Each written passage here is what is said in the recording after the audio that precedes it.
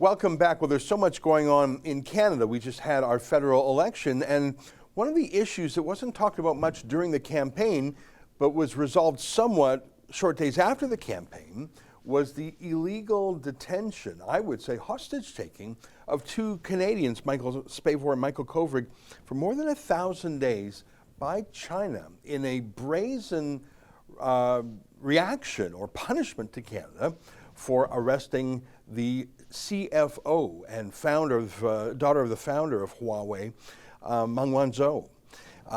Even after the two Michaels were returned to Canada, Justin Trudeau simply cannot muster any criticism of that country, and diplomacy continues as normal.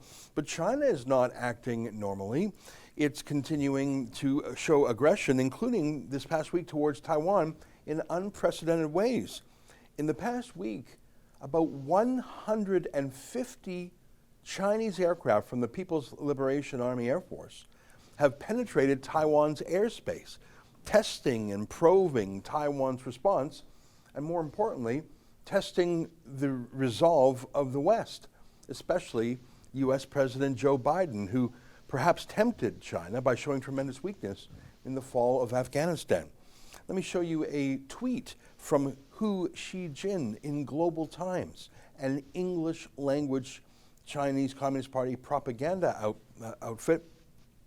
They say PLA, People's Liberation Army, already has the ability now to liberate Taiwan at one stroke.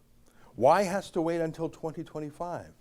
That the mainland hasn't taken the action is a goodwill of Beijing to treasure cross-straits peace. I worry that the goodwill could be abused by Taiwan and the war is triggered suddenly.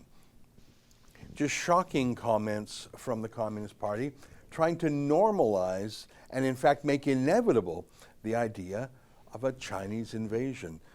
And what does Joe Biden's press secretary have to say about the matter? Well, here's a quick clip of that.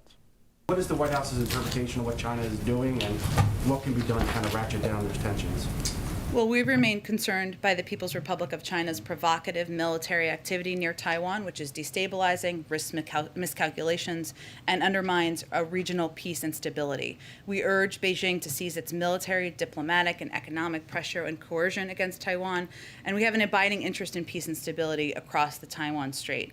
That's why we will continue to assist Taiwan in maintaining a sufficient self-defense capability. We maintain our commitments as outlined in the 3 communiques, Taiwan Relations Act, and the 6 assurances.